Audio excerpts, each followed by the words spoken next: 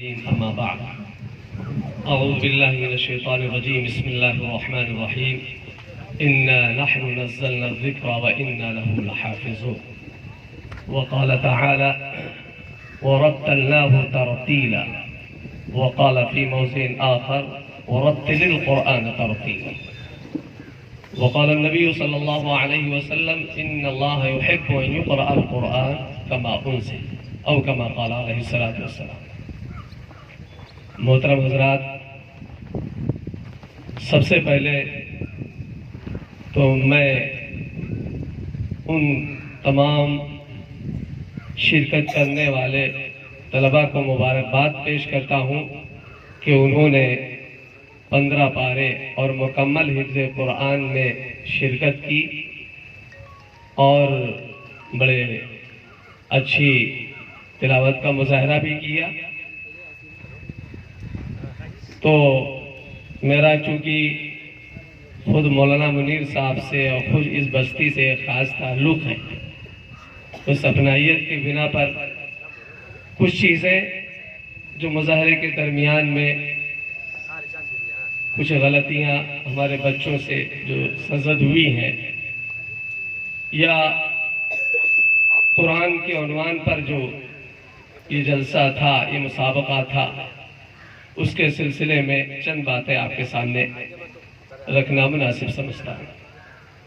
سب سے پہلے تو ہمیں معلوم ہونا چاہیے کہ یہ قرآن اللہ کی کتاب ہے، یہ افضل الکلام ہے، تمام کلاموں سے افضل۔ یہ ایک معجزہ ہے جو اللہ نے ہمیں اور آپ کو عطا فرمایا ہے۔ اگر کسی یہودی سے کہا جائے کہ تم اپنے نبی کے معجزے کو دکھاؤ تو وہ آپ کو یہی جواب دے گا، معجزہ تو بتا دے گا کہ ہمارے نبی کا معجزہ یہ تھا کہ وہ جو ان کے پاس عصا تھا، لاٹھی تھی، وہ ڈالتے تھے تو وہ سانپ بن جاتا تھا، اور پکڑتے تھے تو وہ لاٹھی بن جاتی تھی، اور اپنے ہاتھ کو بغل کے نیچے دبا کر کے نکالتے تھے تو وہ ایک چمکتی ہوئی روشنی ہوتی تھی۔ تو وہ یہودی یہ معجزہ بتائے گا کہ یہ ہمارے نبی کا معجزہ تھا۔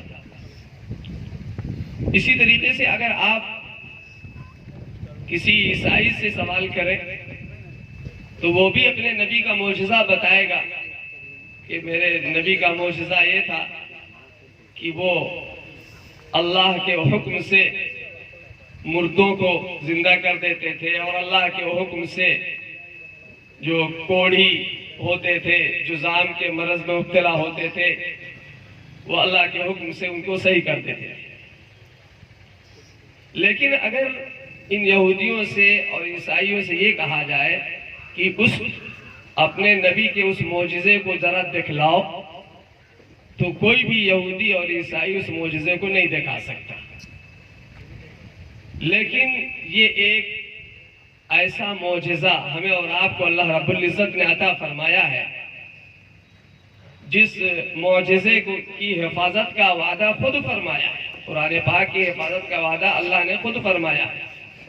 آج اگر اللہ کے رسول صلی اللہ علیہ وسلم کے امتی سے کہا جائے کہ ذرا تم اپنے نبی کے معجزے کو دکھاؤ، تو چھوٹے سے چھوٹا بچہ بھی کچھ نہ کچھ قرآن پاک پڑھ کے سنا دے گا۔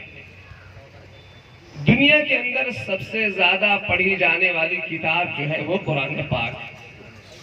قرآن پاک، مولانا ذوالفقار صاحب کا نام سنا ہوگا، نقشبندی ذیل العالی، جو پاکستان کے ایک بڑے عالم بزرگ ہیں۔ ان کا ایک واقعہ ہے، وہ امریکہ تشریف لے گئے تھے۔ امریکہ میں ایک مقام ایسا تھا جہاں پہ مذہبی رہنما اکٹھا ہوتے تھے اور اپنے اپنے مذہب کے سلسلے میں وہ گفتگو کرتے تھے۔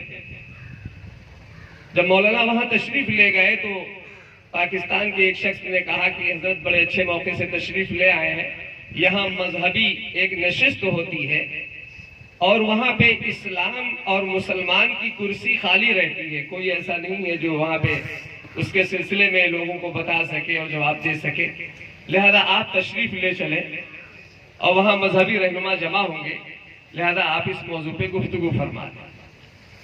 تو مولانا تشریف لے گئے مختلف موضوع پر گفتگو ہوئی. اس کے بعد میں اگلے مہینے کی جو تاریخ تھی اس نشست کی، اس میں مولانا نے یہ مشورہ دیا کہ ہر مذہبی رہنما اپنے مذہب کی جو اصل کتاب ہے اس کے پاس میں اس کا کوئی چیپٹرز، کوئی اس کا پیراگراف، کوئی عبارت پڑھے گا اور اس کا مطلب بیان کرے گا. یہ مولانا نے ایک بات رکھی، ہر مذہب کے رہنماؤں سے یہ بات کہی کہ اگلی میٹنگ میں جب ہم لوگ بیٹھیں گے تو اپنے اپنے مذہب کی مذہبی کتاب کا کوئی چیپٹرز، کوئی پیراگراف، کوئی عبارت وہ شخص پڑھے گا اور اس کا مطلب بتائے گا. یہ بات طے ہو گئی. طے ہونے کے بعد میں جب وہ دن آیا، تاریخ آئی، نشست قائم ہوئی، تو مولانا نے کہا کہ بھائی شروع کریں. تو لوگوں نے کہا کہ چونکہ آپ ہی نے یہ مشورہ دیا تھا لہذا آپ ہی شروع کریں. مولانا نے سورہ فاتحہ کی تلاوت فرمائی اور اس کے بعد تلاوت کرنے کے بعد میں سورہ فاتحہ کا ترجمہ اور اس کا مطلب بیان فرمایا. اس کے بعد یہودی کا نمبر آیا تو وہ تورات، چونکہ وہ اس کی الگ زبان تھی، تو اس نے بجائے اس کے کہ وہ اپنی غالباً عبرانی زبان تھی تو وہ اپنی زبان میں بیان کرنے کے وہ انگریزی میں پڑھنے لگا. تو مولانا نے روکا اسے کہ نہیں بھائی، بات یہ طے ہوئی تھی کہ جو اصلی کتاب مذہبی ہے اس کا کوئی چیپٹرز پڑھا جائے اور اس کا مطلب بتایا جائے. اسی طرح عیسائی سے کہا گیا تو وہ بھی ویسے، کوئی اپنی اصلی کتاب کی اصل عبارت نہیں پڑھ سکا اور انگریزی میں اس کا ترجمہ کرنے لگا. تو یہودی جو پادری تھا وہ کھڑا ہوا اور اس نے کہا کہ مولانا، دنیا کے اندر کوئی مذہب نہیں ہے کہ جس کی کتاب جو مذہبی ہے، آسمانی کتاب ہے، اس کی اصل عبادت کو وہ پڑھ سکے یا یہ کہ اس کا مطلب بیان کر سکے. ہر کتاب میں تحریف ہو چکی. اگر کوئی مذہب ہے تو وہ مذہب اسلام ہے، اور اگر کوئی کتاب ہے تو وہ کتاب قرآن پاک ہے. میرے بھائی، یہ ایک معجزہ ہے جو اللہ نے ہمیں اور آپ کو دیا ہے. اللہ نے اس معجزے کی، اس کتاب کی حفاظت کا خود وعدہ فرمایا ہے، اِنَّا نَحْنُ نَزَّلْنَا الذِّكْرَ وَإِنَّا لَهُ لَحَافِظُونَ. اللہ تعالیٰ قرآن پاک کے الفاظ کی حفاظت فرما رہا ہے فن تجوید و قرات کے ذریعے سے، قراء کرام سے. اسی طریقے سے اس کے الفاظ کی یادداشت کی حفاظت فرما رہا ہے حفاظ کرام کے ذریعے سے. اسی طریقے سے اس کے معانی اور مطالب کو مفسرین کے ذریعے سے اس کی حفاظت فرما رہا ہے. اسی طریقے سے قرآن پاک کے اندر اللہ نے جو ہدایات دی ہیں ان آیات قرآنیہ کے اندر، ان کو اخذ کر کے زندگی کے جو مسائل ہیں ان مسائل کو اخذ کرنے کا کام اور اس کی حفاظت کا کام فقہائے کرام سے اللہ تعالیٰ کرا رہا ہے. تو اللہ تعالیٰ اپنے کلام کی حفاظت کرا رہا ہے. اس نے جو ہے قیامت تک کے اس کی خود حفاظت کا وعدہ فرمایا ہے، میں نے نازل کیا ہے، میں ہی اس کی حفاظت کروں گا. تو میرے محترم بھائیو، یہ ایک معجزہ ہے اور اللہ رب العزت نے اس کو ترتیل میں نازل فرمایا. یہ قرآن کیسے نازل ہوا اور اس کو کس طریقے سے پڑھا جائے وہ خود قرآن کے زبانی سنیے کہ وَرَتَّلْنَاهُ تَرْتِيلًا. اللہ نے قرآن کو ترتیل میں نازل فرمایا اور وَرَتِّلِ الْقُرْآنَ تَرْتِيلًا، ترتیلی کے ساتھ پڑھے جانے کا بھی حکم ہے. اور ترتیل سے متعلق حضرت علی رضی اللہ تعالیٰ عنہ سے صحابہ کرام نے سوال کیا، وہ چونکہ امام المفسرین تھے، کہ مت ترتیل. آپ نے فرمایا ترتیل تجوید الحروف و معرفت الوقوف. ترتیل کہتے ہیں حروف کی تجوید کا جاننا اور وقوف کے موقعوں کا پہچاننا. کس حرف کو کس جگہ سے نکالا جائے منہ کے اندر، اس کی جگہ متعین ہے. یہ دانت ہے، زبان ہے، یہ ان کے سارے نام ہیں اور ان کی ہر حرف کے نکلنے کی جگہ متعین ہے. دنیا کے اندر کوئی کتاب ایسی نہیں ہے جس کے پڑھے جانے کے سلسلے میں اتنا احتیاط برتا جاتا ہو جتنا کہ قرآن پاک کو پڑھنے میں برتا جاتا ہے۔ ہر حرف کے نکلنے کی جگہ متعین ہے۔ اگر آپ نے کسی دوسرے جگہ سے حرف کوئی نکالا تو وہ غلطی ہوگی، آپ غلط۔ اسی طریقے سے بہت سے حروف مشابہ ہیں ایک دوسرے کے، شین ہے، سا ہے، صاد ہے، اسی طرح زا ہے، ذال ہے، جیم ہے، ایک دوسرے کے مشابہ صوت حروف ہے، لیکن ان میں بھی فرق کرنا ہے، ان کے مخارج میں فرق ہے، ان کی صفات کے اندر کہیں فرق ہے، تو ہر حرف کو ان کے جو نکلنے کی جگہ وہاں سے نکالنا، اور نکلتے وقت حروف کی ایک کیفیت پیدا ہوتی ہے، سختی کی، نرمی کی اور بلندی کی، پستی کی، ان کیفیات کے ساتھ حروف کا ادا کرنا، اسی کا نام تجوید ہے۔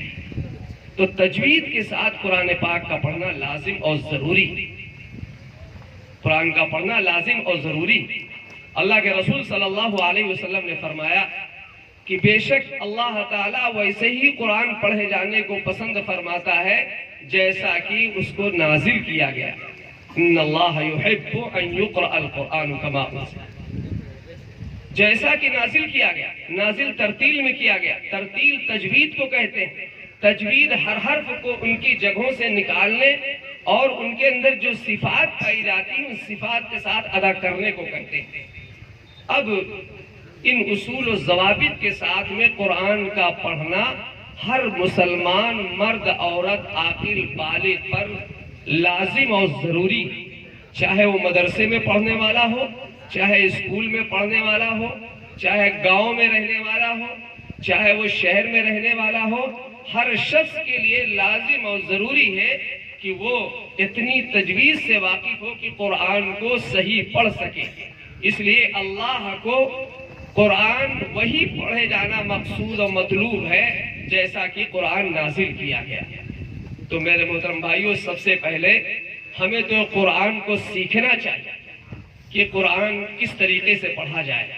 قرآن کا صحیح پڑھنا لازم اور ضروری ہے ہر شخص کے لیے۔ قرآن کے سیکھنا اور سکھانا دونوں باعث خیر۔ اللہ کے رسول صلی اللہ علیہ وسلم نے فرمایا خیرکم من تعلم القرآن وعلمہ، تم میں بہترین وہ شخص ہے جو قرآن کو سیکھے اور سکھائے۔ بڑی فضیلتیں آئی ہوئی، بڑی فضیلتیں آئی، تو آپ کا سیکھنا بھی اللہ کے نزدیک باعث اجر و ثواب ہے اور سکھانا بھی باعث اجر و ثواب۔ قرآن سراپا باعث اجر و ثواب، قرآن کا چھونا، قرآن کا پڑھنا، قرآن کا پڑھانا، قرآن کا سیکھنا، قرآن کا سکھانا، قرآن کا دیکھنا، سب عبادت میں داخل ہے۔ تو میرے محترم بھائی، قرآن کا سب سے پہلا اور بنیادی حق مسلمانوں پر یہ ہے کہ قرآن کو صحیح پڑھا جائے۔ الذین آتیناہم الکتاب یتلونہ حق تلاوتہ، قرآن کا جیسا حق ہے ویسے ہی پڑھا جائے۔ اور اس کے سلسلے میں نے بتایا کہ قرآن کو ترتیل میں نزول ہوا اور تجوید کے ساتھ میں اس کی پوری رعایت کرتے ہوئے ہمیں قرآن کی تلاوت کرنی چاہیے، ہر شخص کے لیے لازم اور ضروری۔ تو ہمیں اس طرف توجہ دینی چاہیے۔ آج قرآن میرے بھائی بہت غلط پڑھا جا رہا ہے، بہت غلط پڑھا جا رہا ہے، بڑی بڑی غلطیاں ہوتی ہیں لہن جلی کی، بعض اوقات نماز بھی فاسد ہو جاتی ہے، اس لیے کہ آپ اگر غلط پڑھیں گے تو بعض اوقات معنی میں فساد پیدا ہو جاتا ہے، معنی میں فساد پیدا ہو گیا تو نماز آپ کی فاسد ہو جائے گی، ہمیں پتہ ہی نہیں کہ نماز ہو رہی کہ نہیں ہو رہی۔ لہذا قرآن کو جو ہے صحیح تجوید کے ساتھ پڑھنا ہر شخص کے لیے لازم اور ضروری ہے، اور تجویدی کے ساتھ پڑھانا چاہیے۔ میرا ایک چھوٹا سا مشورہ یہ ہے، کیونکہ یہاں بہت سے مدارس کے ہمارے ذمہ دار حضرات اساتذہ کرام موجود ہیں، قرآن کی خدمت یہ بڑی عظیم خدمت ہے، اس کا کوئی بدل نہیں۔ مدرسے کے ذمہ دار اس کا کوئی بدلہ، اس کی تنخواہ نہیں دے سکتے میرے بھائی۔ یہ اللہ کا کلام ہے، اصل اس کا بدلہ تو اللہ ہی دے گا ہم کو، اللہ ہی کے وہاں ملے گا۔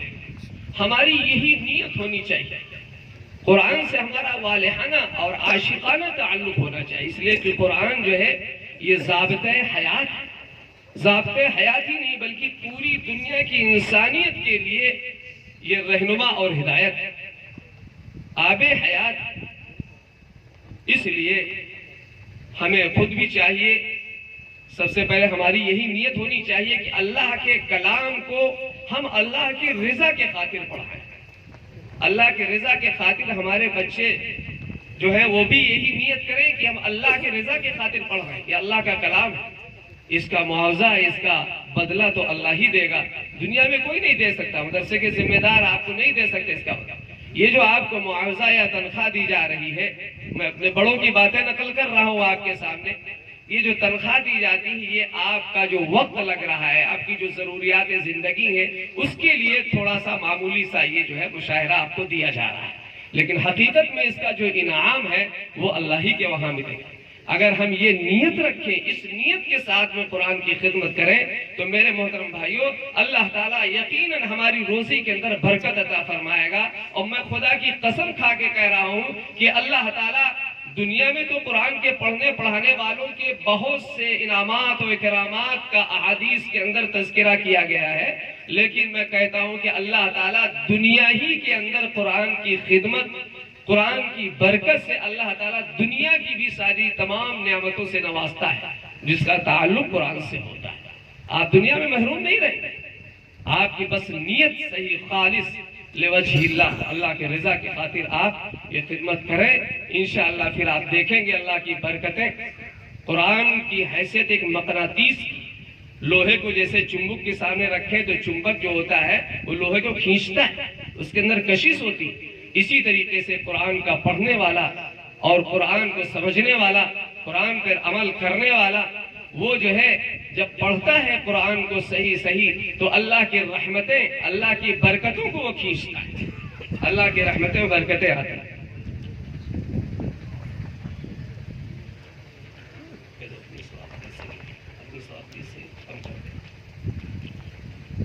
تو میرے محترم بھائیوں، یہ وہ معجزہ آج ہمارے پاس موجود ہے۔ ہمیں چاہیے، قرآن سے ہمارا ایسا تعلق ہونا چاہیے کہ ہماری ہر صبح کا آغاز اللہ کے کلام کی تلاوت سے ہو۔ ہمارے گھروں میں صبح کی جو ابتدا ہو رہی ہو، خود ہم سے، ہماری بیوی بچوں سے، کہ قرآن پاک، ایک زمانہ تھا کہ گھروں سے قرآن پاک کی آوازیں آیا کرتی تھی، محلوں میں قرآن پاک کی آوازیں آیا کرتی تھی، لیکن افسوس، صد افسوس کہ آج میں کہنا نہیں چاہتا، آج کسی اور چیز کی گھروں سے آوازیں آ رہی ہیں۔ آج یہود و نصارہ جو اسلام کے دائمی دشمن ہیں، انہوں کی یہ بڑی سازش ہے، وہ اگر کھل کر کوئی برائی لاتے تو ہم سب احتجاج کرتے، لیکن آج انہوں نے وہ ساری برائیاں جو یورپ و امریکہ میں ہوا کرتی تھیں، جن کی مثالیں دی جاتی تھیں، آج وہ ساری برائیاں، ساری فحاشیاں وہ ہمارے پاس پہنچا چکے ہیں اور وہ ہمارے جیب کے اندر پہنچا چکے ہیں۔ آج ہم جس وقت چاہیں اپنے موبائل کا سوئچ آن کریں، اس کو کھولیں اور جو چاہے ہم دیکھیں۔ تو میرے محترم بھائیوں، آج بڑے ایمان کے بڑے خطرات، لہذا ہمیں اللہ سے ڈرنا چاہیے، اللہ کا ڈر خوف اپنے دل کے اندر پیدا کرنا چاہیے اور اللہ کے کلام سے تعلق کو استوار کرنا چاہیے۔ اور اللہ کے کلام سے جب تعلق ہوگا، اللہ کا جب ڈر خوف ہوگا تو اللہ تعالی ہم سے خیر کے اعمال کرنے کی ہمیں توفیق عطا فرمائے۔ لہذا قرآن کو صحیح پڑھنا یہ باعث اجر و ثواب ہے، اور قرآن کی اللہ کی رحمتیں اور برکتیں، جو قرآن کی تلاوت کرتا ہے، عمل کرتا ہے، سمجھتا ہے، پڑھاتا ہے اور پڑھتا ہے، اس طریقے سے اس کے کھینچ کر کے آتی ہیں رحمتیں، برکتیں، جس طریقے سے ایک چمبک مقناطیس لوہے کو کھینچتا ہے۔ تو میرے محترم بھائیوں، یہ طے کریں کہ انشاءاللہ ہم قرآن کو اللہ کے رضا کے خاطر پڑھیں گے اور پڑھائیں گے، اور ہر شخص کے لیے لازم و ضروری ہے کہ قرآن کو صحیح پڑھا جائے۔ یہ سب سے پہلا قرآن کا حق ہے مسلمانوں کے اوپر، ہر صاحب ایمان کے اوپر۔ دوسری بات، قرآن کا دوسرا حق یہ ہے کہ قرآن کو سمجھا جائے، قرآن کو سمجھا جائے۔ قرآن ہم سے کیا مطالبہ کر رہا ہے؟ اللہ نے قرآن کے اندر کیا چیزیں بیان کی؟ کہتے ہیں قرآن ضابطۂ حیات ہے، پوری زندگی کے مسائل قرآن کے اندر موجود ہیں۔ اللہ نے اور یہ پوری دنیا کی ہدایت کے لیے. خود فرمایا اللہ نے ہدی للناس، لوگوں کے لیے رہنما ہے، لوگوں کے لیے رہبر ہے، لوگوں کے لیے گائیڈ ہے. اللہ نے قرآن کو ہدایت کا ذریعہ بنایا. آج میرے محترم بھائیوں، جو آج موجودہ وقت میں موجودہ حالات سے جو ہم لوگ گزر رہے ہیں، خاص طور سے خود اپنے ملک کے اندر جو موجودہ حالات، یہ تمام مسائل اور حالات اور آزمائشیں، یہ کوئی نئی بات نہیں. آپ اسلامی تاریخ کا مطالعہ کریں تو آپ کو اندازہ ہوگا اس سے پہلے بھی اس سے کہیں زیادہ سخت حالات ایمان والوں کے سامنے آئے ہیں. سخت حالات آئے. حالات یہ اللہ کی طرف سے آتے ہیں، اللہ کی طرف سے آتے ہیں. اللہ فرماتا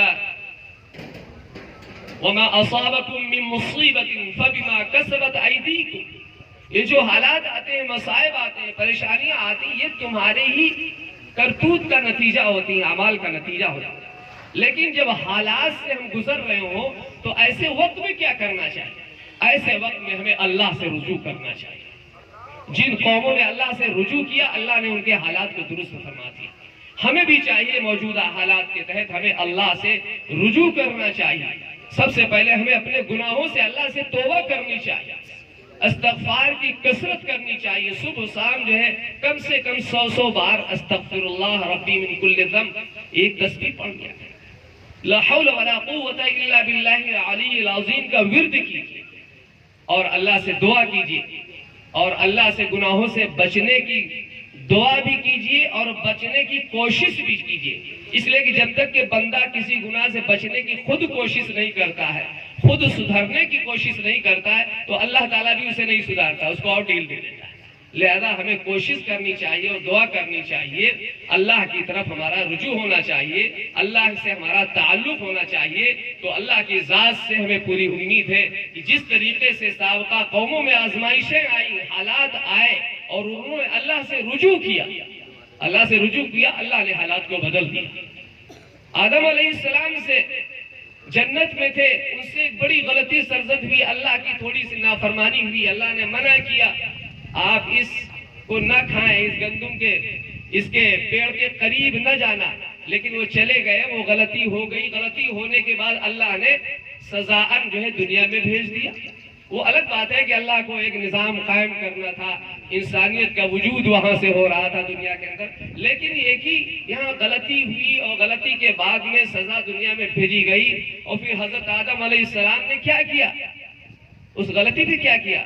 ربنا ظلمنا انفسنا وان لم تغفر لنا وترحمنا لنكونن من الخاسرین.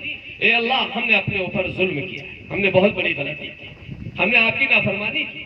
آپ نے منع کیا تھا، ہم نے تو نافرمانی ہوئی، غلطی ہوئی تو روتے رہے، دعا کرتے رہے. اے اللہ، اگر تو نے نہ معاف کیا، تو نے رحم نہ کیا تو ہم خاسرین میں سے، خسارہ اٹھانے والوں میں سے ہو جائیں گے، تباہ و برباد ہونے والوں میں سے ہو جائیں گے. اللہ، اگر تو نے مجھ پر رحم نہ کیا، ہمارے گناہوں کو نہ معاف کیا. اللہ نے معاف کر دیا. غلطی کے بعد رجوع اللہ کی طرف ہوئے، اللہ نے معاف کیا. ہم سب ان کی اولاد. غلطی کا ہونا یقینی ہے، لیکن غلطی کرنے کے بعد، گناہ سرزد ہونے کے بعد میں اپنا مواخذہ کیا جائے اور اللہ سے توبہ کی جائے، اس کے لیے مغفرت طلب کی جائے اور آئندہ نہ کرنے کا عہد کیا جائے، تو اللہ تعالیٰ حالات کو بدل دیتا ہے، حالات کو بدل دیتا ہے. آپ صحابہ کرام رضوان اللہ علیہم اجمعین کے واقعات پڑھیے، دیکھیے مٹھی بھر صحابہ کرام ہیں، لیکن ایسا ایمان اللہ کی ذات پر، ایسا یقین 100% بنا ہوا ہے کہ اس یقین کے اوپر ان کو یہ یقین ہے کہ نفع، نقصان، شکست اور فتح سب اللہ ہی کی طرف سے ہوتی، اللہ ہی کی طرف سے ہوتی. لہذا ان کا تعلق ایسا گہرا ان سے قائم ہوا کہ انہوں نے جیسے ہاتھ اٹھائے، اللہ کی مددیں آ جایا کرتی، اللہ کے فیصلے ہو جایا کرتے، فتح حاصل ہو جایا کرتے. میرے محترم بھائیو، ہم بھی اسی قرآن پر عمل کرنے والے ہیں، اسی شریعت کے ماننے والے ہیں. لہذا قرآن کا دوسرا حق یہ ہے کہ قرآن ہم سے کیا مطالبہ کر رہا ہے تو اس قرآن کے مطالبے پر سمجھا جائے، اس کو معلوم کیا جائے، اور اس کے بعد میں پھر تیسرا حق یہ ہے کہ اس کو اپنی زندگی کے اندر اتارا جائے. جو کچھ سنا ہے ہم نہیں پڑھ سکتے، عربی زبان نہیں آتی، چونکہ عربی میں قرآن پاک ہے تو بہت سے ترجمے ہو گئے، ہر زبان میں ہو گئے ہیں. ہمیں علماء کرام سے رجوع کرنا چاہیے، سیکھنا چاہیے. ان کی مجلسوں میں بیٹھنا چاہیے. ہم اگر مدرسے میں اب داخلہ نہیں لے سکتے تو کم سے کم ان کی مجلسوں میں بیٹھیں. تو اس طریقے سے انشاءاللہ اگر تھوڑی سی فکر کر لیں گے تو میرے محترم بھائیو اللہ تعالیٰ جو ہے ہمارے حالات کو سازگار کر دے گا. اللہ کی ذات سے پورا یقین ہے.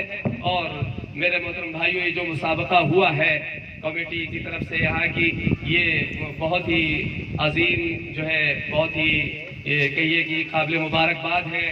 ہماری اس کمیٹی کی ذمہ دار حضرات، مدرسے کے اساتذہ کرام جنہوں نے اس کو قائم کیا، آپ حضرات کو مدعو کیا، یہ بہت اچھی بات ہے. اس مسابقے کا مقصد اصل جو ہے وہ کوئی یہ نہیں کہ انعامات جو ہے بس دے دیے جائیں اور ایک جلسہ ہو جائے، بلکہ اس کا ایک عظیم مقصد ہے. اس کا عظیم مقصد وہی ہے جو ابھی میں نے آپ کے سامنے رکھا کہ قرآن کا جو حق ہے وہ حق ادا کرنے والے ہو جائیں، قرآن کو ہم صحیح پڑھنے والے ہو جائیں. مسابقہ ہوا، مسابقے میں بچوں نے شرکت کی، سب سارے بچے قابل مبارکباد ہیں. بہت سے بچوں نے اچھا پڑھا، بہت بچوں نے کچھ کوتاہیاں کی، بہت سے بچے بھول گئے. تو یہ بھولنا بھی کوئی عیب کی بات نہیں ہے، اللہ کی طرف سے ہوتا ہے. بہرکیف ان سب کو میں ان کی حوصلہ افزائی کرتا ہوں، مبارکباد دیتا ہوں کہ اور کوشش کیجیے، محنت کیجیے اور اپنے آپ کو کھپا دیجیے اللہ کے کلام کے لیے. قرآن یہ حفظ کیا ہے آپ نے، یہ ایک معجزہ ہے. دنیا کے اندر کوئی مذہبی کتاب نہیں ہے جس کو جو ہے جس کا کوئی شخص مذہبی ہو اس کا حافظ ہو. یہ قرآن کا معجزہ ہے کہ آسانی کے ساتھ اللہ تعالیٰ اسے یاد فرما دیتا ہے. خلیفہ ہارون رشید کے زمانے میں ایک 5 سال کا بچہ حافظ قرآن تھا. تو اس کو یقین نہیں ہو رہا تھا. جب اس کو سامنے لایا گیا، میرے بھائی 5 سال کا بچہ حافظ قرآن، اس کے سامنے جب خلیفہ ہارون رشید کے سامنے لایا گیا تو اس نے سوال کیا. تو اس کے والد، وہ اپنے والد سے پہلے تو جھگڑا تھوڑا سا کہ نہیں پہلے گڑ دیں گے تو سنائیں گے، نہیں سنائیں گے. میرے بھائی گڑ آج کل جیسے بچوں کو ٹافی مرغوب ہوتی ہے، اب گڑ کا دور چلا گیا. ہمارے پرانے حضرات بیٹھے ہوئے ہیں، وہ ایک زمانہ تھا کہ بھینس خرید کے لائے یا جانور خرید کے لائے یا کوئی نیا کام ہوا تو وہاں گڑ تقسیم کیا جاتا تھا، اس کی قدر تھی. لیکن اب وہ دور جو ہے آگے بڑھ گیا ہے. تو اب بچے گڑ تو نہیں ان کی طرف راغب نہیں ہوں گے، ٹافیاں ان کی مرغوب ہوتی ہیں. تو اس بچے نے کہا کہ نہیں پہلے ٹافی دینے کا وعدہ کرو، وہ گڑ دینے کا وعدہ کرو تو ہم جو ہے سنائیں گے. کہا ٹھیک ہے ہم وعدہ کرتے ہیں، دیں گے تم کو. خلیفہ ہارون رشید نے 5-6 جگہ سے پورے قرآن سے سوال کیا اور وہ 5 سال کا بچہ فر پڑھتا ہوا چلا گیا. بھائی معجزہ، یہ معجزہ ہے. ابھی وہ تو بہت دور کی بات ہوگی. ابھی میں یہی الہ آباد میں تقریباً 3-4 سال پہلے ایک مسابقہ ہوا تھا. غالباً 6 یا 7 سال کا بچہ تھا حافظ قرآن، اور چنے ہوئے لوگ آئے تھے. اس کے جو ممتحن تھے انہوں نے جو ہے حضرت مولانا مفتی قاری محمد ریاض صاحب دامت برکاتہم فرما رہے تھے کہ اس سے بہت ٹف سوال کیے گئے قرآن کے اندر، لیکن ایک جگہ بھی اسے مشابہ نہیں لگا. وہ فر سناتا چلا گیا. تو بھائی یہ قرآن معجزہ ہے. تو حضرت مولانا قاسم نانوتوی رحمۃ اللہ علیہ جو دیوبند کے بانی ہیں، وہ حج پہ جا رہے تھے. پہلے حج کا سفر آپ جانتے ہیں کہ بہت کئی مہینے لگ جاتے تھے. تو جا رہے تھے، رمضان کا مہینہ آ گیا، بہت سے علماء موجود تھے اور کوئی اس میں حافظ قرآن نہیں تھا. تو ان کو یہ بات اچھی نہیں لگی کہ اتنے علماء موجود ہیں، وہاں کوئی حافظ قرآن نہیں اور علم ترا کیف سے تراویح سنی جائے. تو انہوں نے محنت کرنی شروع کی. دن بھر بیٹھ کر کے قرآن یاد کرتے تھے، شام کو ایک پارہ حفظ سنا دیا کرتے تھے تراویح. یہ معجزہ ہے میرے بھائی، یہ معجزہ ہے. تو اسی طریقے سے میرے محترم بھائی بزرگوں دوستوں بہت سے معجزات ہیں. یہی نہیں، یہ تو ایک بچے کا معجزہ ہے. پاکستان میں تعالیٰ بچے بھی اسے یاد کر لیتے ہیں، جوان بھی یاد کر لیتے ہیں، بوڑھے بھی یاد کر لیتے ہیں. خواتین حضرات میں سب سے پہلی حافظہ جو تھی وہ حضرت عائشہ رضی اللہ تعالیٰ، دوسری حافظہ حضرت حفصہ بنت خطاب رضی اللہ، جو حضرت عمر رضی اللہ تعالیٰ عنہ کی جو ہے بہن تھی. اسی طریقے سے یہ سلسلہ چلتا رہا اور آج تک چلتا چلا آ رہا ہے. میرے دوستو، یہ آج ہمارے پاس وہ قرآن وہ معجزہ موجود ہے. ہم اس کی قدر کرنے والے بن جائیں تو انشاءاللہ یہ ہمارے لیے ہماری ہدایت کا ایک بہت بڑا ذریعہ ہوگا اور جو ہے ہمارے لیے یہ رہنما اور ہدایت ہے. اب یہ بچوں کی انعامات یہاں پہ تقسیم ہوں گے. یہ تو انعام جیسا کہ میں نے کہا ہے معمولی انعام ہے دنیا کا. اصل انعام تو بچوں تمہیں آخرت میں اللہ کے وہاں ملے گا. بس یہی گزارش ہے کہ خوب محنت سے جم کے محنت کرنے کی کوشش کرو اور 3 باتوں کا خیال رکھنا مدرسے میں رہ کر کے. نمبر 1 یہ کہ تم جس مدرسے میں پڑھ رہے ہو، جس کتاب کو یاد کر رہے ہو، اس کتاب کو کبھی جو ہے بے وضو نہ چھونا اور اس کا احترام حد درجے کرنا، اس کا احترام رکھنا. اسی طریقے سے جو اس کتاب کو پڑھانے والے تمہارے استاد محترم ہیں، ان اساتذہ کرام کی عظمت اور ان کا پورا پاس و لحاظ رکھنا، ان کی قدر کرنا. تیسرے کہ جس مدرسے میں پڑھ رہے ہیں اس کی در و دیوار، وہاں کی چہار دیواری کے اندر تمہاری ذات سے کوئی نقصان نہ ہونے پائے، اس کو اپنا گھر سمجھ کر کے وہاں رہنا. ان 3 باتوں کو انشاءاللہ مضبوطی سے پکڑ کر کے رہو گے تو انشاءاللہ اللہ کی ذات سے امید ہے کہ اللہ تعالیٰ تمہیں جو ہے وہ عطا کرے گا جو تم سوچ نہیں سکتے. اللہ تعالیٰ ہم سب کو کہنے اور سننے سے کہیں زیادہ عمل کی توفیق عطا فرمائے. وآخر دعوانا الحمدللہ رب العالمین.